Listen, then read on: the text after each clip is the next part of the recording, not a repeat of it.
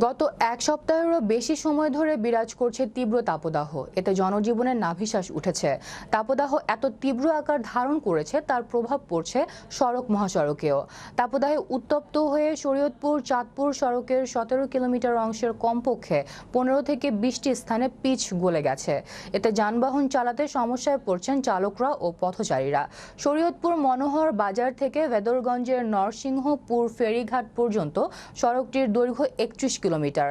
বর্তমানে 2 লেনের এই সড়কটি 4 লেনে উন্নীতকরণের জন্য জমি অধিগ্রহণের কাজ চলমান। সড়কটি সচল রাখতে 44 কোটি টাকা ব্যয়ে গত বছরের জুন থেকে ডিসেম্বর পর্যন্ত ভেদরগঞ্জের বালিবাড়ির মোড় থেকে নরসিংহপুর ফেরিঘাট পর্যন্ত 17 কিলোমিটার অংশ বিটুমিন দিয়ে কার্পেটিং করে সংস্কার করা হয়। সেই কার্পেটিং উঠে যাওয়ায় চালক ও স্থানীয়রা ক্ষোভ প্রকাশ করেছেন। সড়ক ও জনপথ বিভাগের নির্বাহী প্রকৌশলী বিষয়টি অস্বীকার করেন। তীব্র গরমের কারণে মানুষের জনজীবন বিচ্ছিন্ন হয়ে পড়েছে। অন্যদিকে এই নিম্নমানের ভিটামিন ব্যবহার করার কারণে রাস্তার পিচগুলো গলে গলে পড়ছে। এই অল্প তাপমাত্রাতেও কিন্তু গলে গলে পড়তেছে।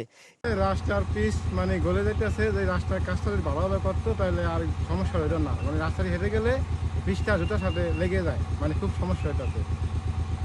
এখানে আমরা যারা পথযাত্রী আছে তারা হাইটে গেলে তাদের জুতা এখানে থাইকা যায়, এবং কি যারা আমরা ড্রাইভার আছি, অনেকে যারা বাইক ড্রাইভার বা অন্যান্য যত ড্রাইভার আছে তারা এখানটা যদি এখানটা গাড়ি চালা যায় খুবই রিস্কি। ওটা ভিটামিন গলেনি, ওটা হলো ভিটামিন ব্লিডিং হওয়া।